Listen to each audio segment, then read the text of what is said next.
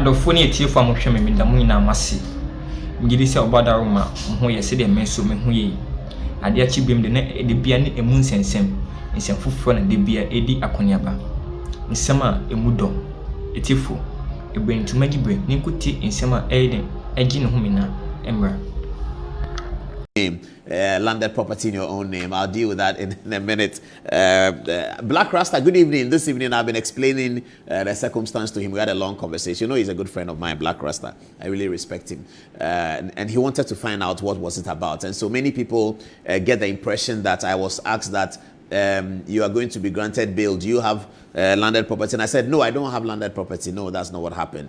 What happened, as I explained in the television program, is that a form is given to you to fail to disclose personal information. And so you disclose all your personal information. So that goes into the office and they know about it. So between the time you fill the form and the time they are discussing bail conditions, it's quite some time. It could be an hour, it could be 2 hours, because you fill the form very quickly when you get there. So the question on the form is, do you have landed property in your own name? And the answer certainly is no. It is still no. It will be no until I get landed property in my name. I think some people were very, very angry with that. And I have one lawyer has said so many things about how he knows I have X number of houses in Accra. I have asked him that in 2 weeks' time he should please produce those things, and we'll deal with it. So that was really the crux of the matter. It wasn't as if I was asked a question, okay, you can go home but bring 2 properties, and I said I don't have. No, they already knew by the time they were telling me that I don't have, because I already filled the form in which they wanted to know which banks I have money in. I mentioned the banks, what cars I use and what car I have. I had mentioned it. My personal name, I had mentioned it. My house address, I had mentioned it.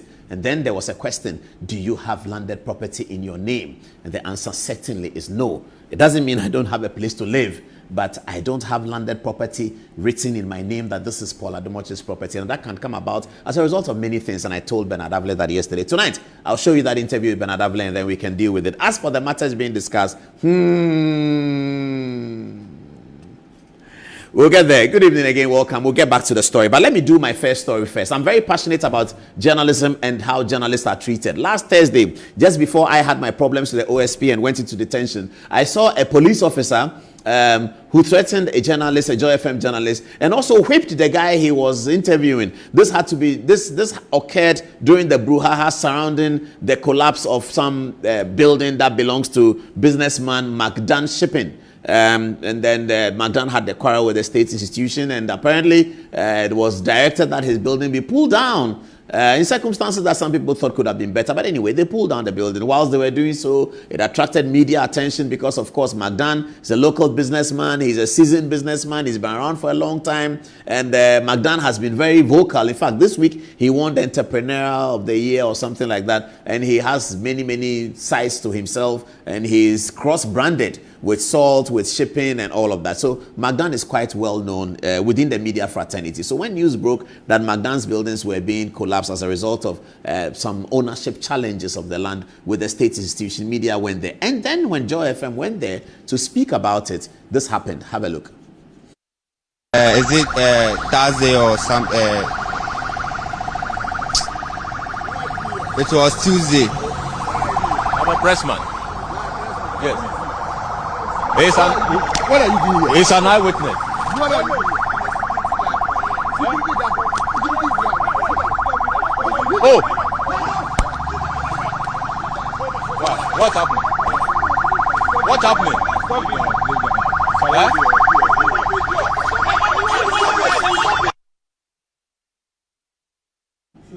Yeah, did you see that? Did you see that video? So the soldier, I said police, sorry, forgive me, is military. The military man asked the reporter. In fact, he was beating up the reporter as well, but he said, I'm a reporter. I said, okay, you're fine. Later on, news trickled in that the reporter himself was slightly manhandled and held in custody for a few minutes or hours before he was let go. Now, that's you see the guy interviewing the reporter over there. They are talking, and then let's see what happens. Tell you that they will arrest you and they will catch you and they will trump up charges against you when you have done nothing because you are speaking about these things. What else can we do? We have to speak about it. Now, I'm going to present some analysis about this video right here for viewers to see why it is very, very concerning. So these are the 3 people. I hope everyone can see. Producer, can people see it? I think they can. These are, maybe you can put that photograph on the TV so they can see it without without having me in the middle, so it doesn't disturb them. These are three people in the video, the three important people here: the military man, the reporter from Joy FM, and then the eyewitness. Okay, very good. I like this. So viewers, let's have a look at this critically. If you look at the military man, so three people: military man, reporter, and the eyewitness. If you look at the military man, he's wearing a hat, he's wearing some goggles, he's wearing his military fatigue gear, camouflage they call it. Now, everything this military man is wearing was paid for by the Joy FM guy standing next to him, the eyewitness standing next to him, myself and yourself. Anytime you go to do VAT, yeah? Anytime you go to do VAT, you are paying for the military man's uniform. So this military man's uniform is paid for by this guy, that guy, you the viewer, me, the people in the studio, all of us who do VAT. We are paying for this. So the apparel that he's wearing is paid for by the taxpayer. The whip that he's holding, if it's an official whip that they use in the training of horses at the Recce regiment and all that, is paid for by the taxpayer. Now, the person whose money is paying for it, he takes the whip and he whips him. In 2025, in Ghana, 32 years of constitutional democracy, he whips him. This is military. Ghana Armed Forces. This is the same military that is not allowed to participate in election. The same military that is in Burma camp and is only called upon for reinforcement. They are enforcing border security and all that. The police can do everything. Military cannot do election. But military can come and supervise demolition. My goodness, have you heard that before? Military cannot come into election, where in election there's so much volatility. When we are going into election, they even have what they call flash points. That started in 2000 election. I was in that first press conference where the CDD developed these things. They have flash points when we are going into election. And going into election that has potential threat of violence, potential threat of tempest rising because of what election is and how human beings are, we say to ourselves that we don't need the military, which is the superior force in an election, but we use the military to protect demolition of a building based on a court order or not based on a court order. That one, the military has to come in. When the military comes in, what this guy did is to whip the guy with everything that the taxpayer. This is cruel, very, very cruel, and it looks like it's setting us back. It looks like it's setting us back. This is not the democracy. This is very far from that. I was concerned that the voices, I was looking through the social media at the weekend to see how many people and the extent of concern about this. I didn't find what I was looking for. Maybe I was looking too hard. Maybe I'm personalizing it. But I didn't find what I was looking for the kind of outrage that should meet this kind of thing. I didn't get it. I saw Joy FM seem to be a lone ranger. They were talking about it. But somehow, even them, at some point, they didn't talk about it. It didn't make its way to news file. I didn't hear it. Maybe it did. I didn't hear it. But this is a major issue, because if things like this are not stopped, then we have a real problem. Whether it happened 5 years ago, 10 years ago, 16 years ago, this happened glaringly upon 32 years of democracy. It's a problem. But that's not where the matter ends. The government issued a quick statement, and we would like to look at the government statement that was very quickly issued. So this is the government statement. So the government statement said, government condemns the attempted arrest of a Joy News reporter and the assault of an eyewitness by a soldier at a demolition site. Such actions are utterly unacceptable to the John Mahama administration and have no place in our democratic society. I am directed by President John Dramani Mahama to unequivocally reaffirm his unwavering commitment to the freedom and safety of journalists. A free and unfettered press is a cornerstone of our democracy, essential for accountability, transparency, and informed public discourse. Government also reiterates our commitment to ensuring the safety and security of all Ghanaian citizens whose rights must always be protected. Rights always protected. Government has accordingly directed the Minister for Defense and the National Security Coordinator to investigate the incident and ensure that the appropriate punishment is immediately imposed.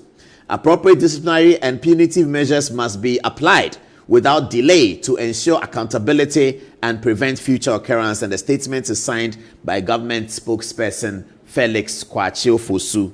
Okay, whilst that is a fair statement, this is where I have a problem, because just weeks before that, Defense Minister Dr. Omane Boama told the press that he was not an immigration officer to be chasing Ansan Sadeli when he comes. So when Ansan Sadeli comes, he's not an immigration officer. He cannot be chasing people who have a bench warrant on them, who are coming to get the Supreme Court to remove the bench warrant. That's not his concern. He said that. Okay, fair enough. This one is his concern. This very one is his concern.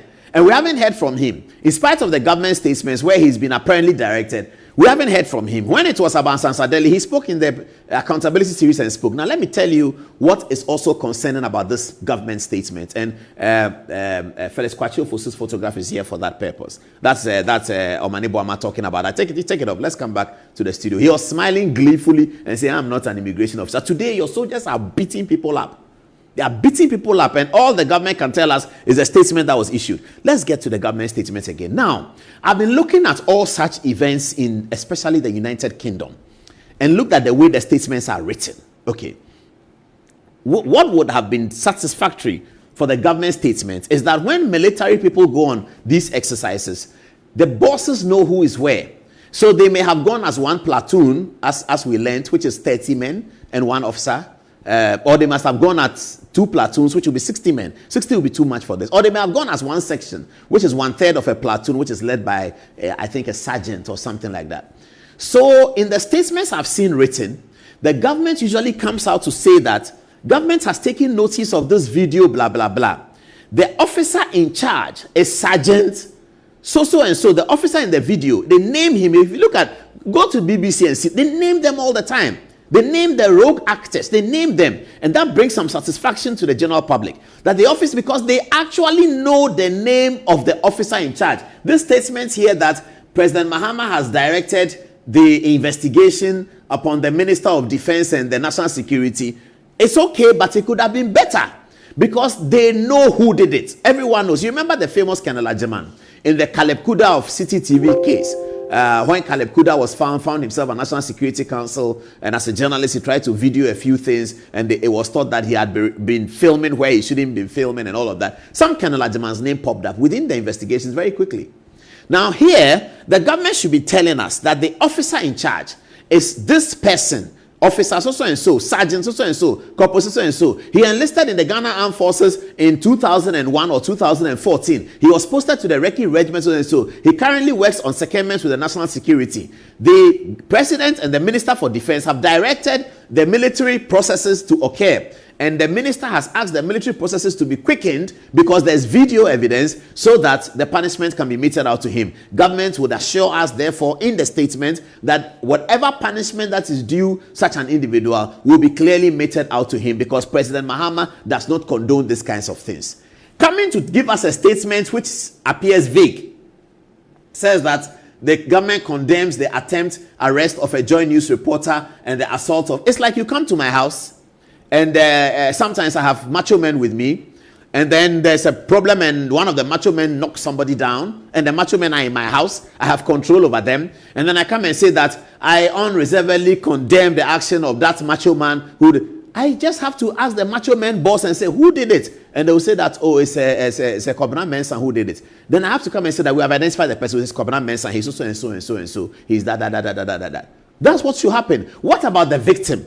The victim, the one who was whipped. What has happened to him? Has there been any overtures to him? That also didn't show up in the statement. And I think that is very bad. Because it looks like when people are ordinary, they are nobodies, we treat them anyhow.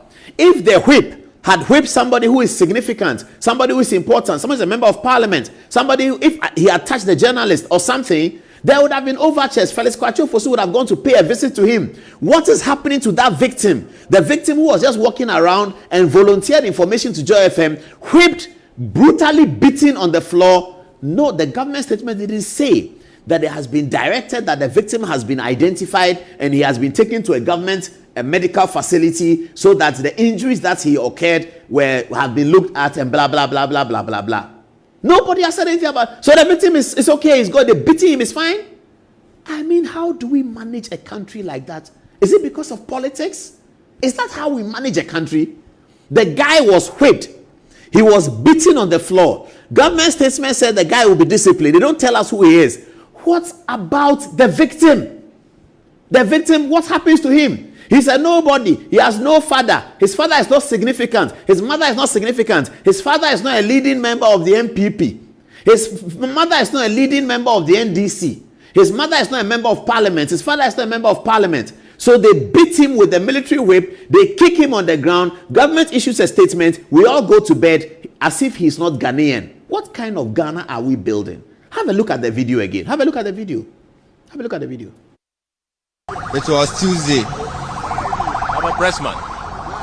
Yes. What are you doing here? He's an eyewitness.